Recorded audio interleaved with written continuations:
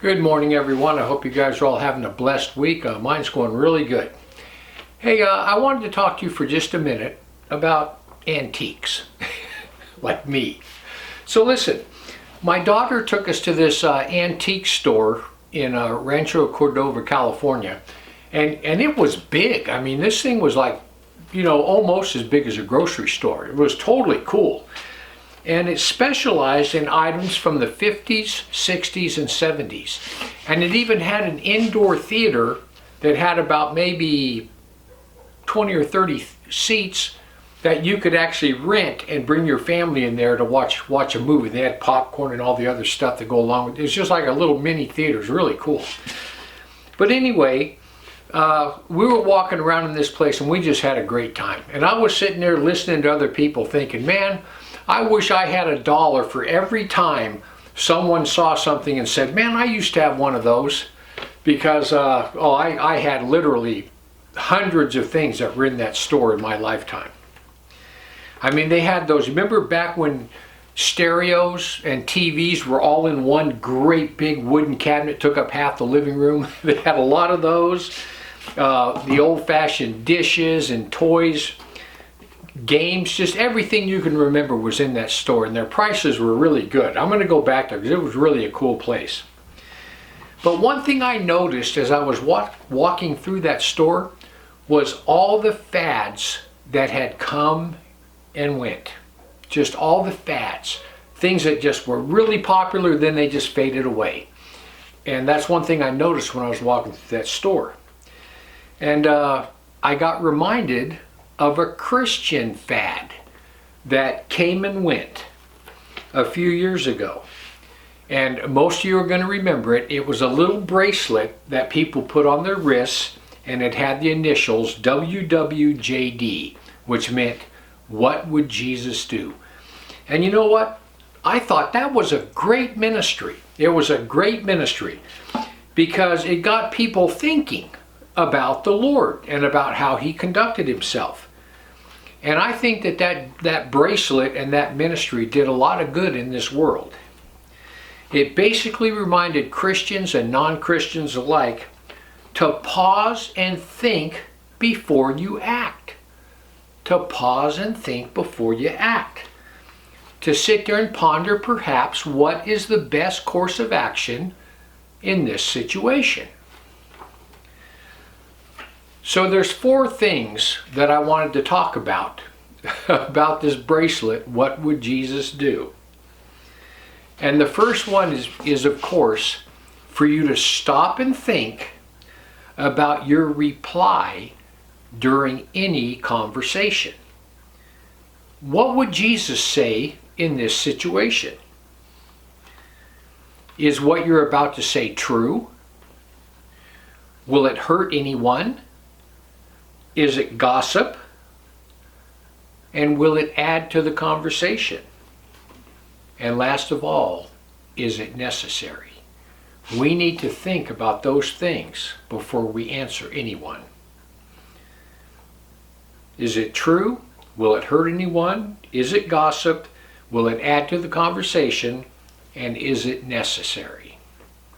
I think if we put those 5 things in practice, we'd probably wind up saying a whole lot less. And the next one is your actions. Would Jesus do that? Would Jesus go in there? Your actions, what would Jesus do? And the next is guys, listen, this applies to me. This one applies to me. While you're driving, because Pastor Bob needs help when he drives, because people irritate me to no end when I'm driving. And I'm getting a lot better, and I'm trying to slow down and just not worry about anybody else, because I've realized that I'm my brother's keeper and I have to watch out for them. But anyway, when you're driving, what would Jesus do? Would Jesus blow that horn? Would Jesus speed up and cut them off because they should have got in a long time ago? Just all that kind of things.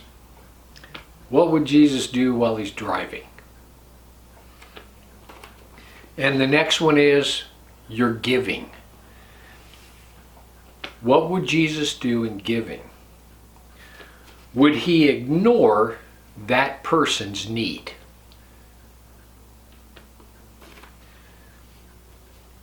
What would Jesus do?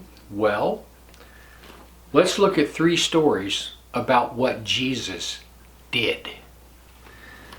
The first one's found in Luke 18:39 about a blind person.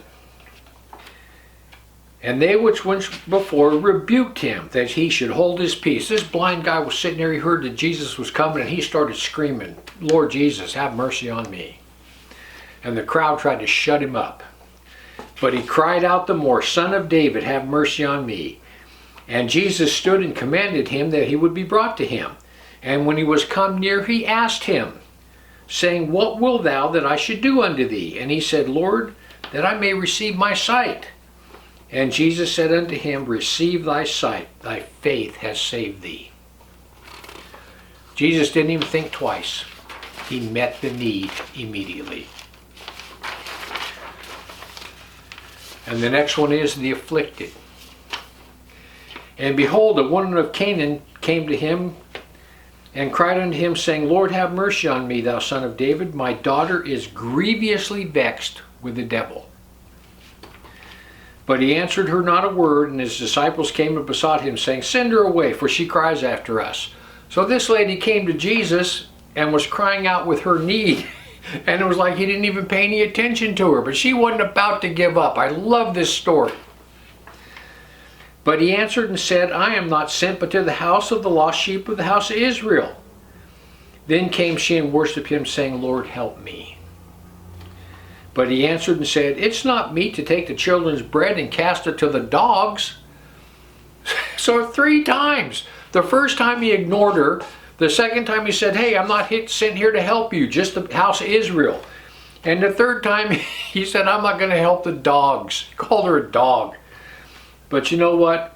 This lady did not give up. And she said, True, Lord, yet the dogs eat the crumbs which fall from the master's table. And I'm sure with that his heart just melted. Then Jesus answered and said unto her, O woman, great is thy faith. Be it unto thee even as thou wilt.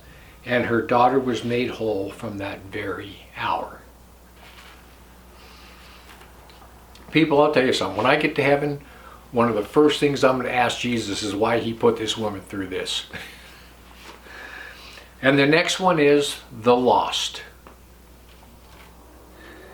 And one of the malefactors, which were hanged next to him, railed on him, saying, If thou be the Christ, save thyself and us. But the other answered, rebuking him, saying, Dost thou not fear God, seeing thou art under the same condemnation? And we justly, we receive the reward of our deeds, but this man has done nothing amiss. And he said to Jesus, Lord, remember me when thou comest into thy kingdom. And Jesus said unto him, Verily I say unto thee, today thou shalt be with me in paradise. This man deserved nothing, and Jesus gave him everything.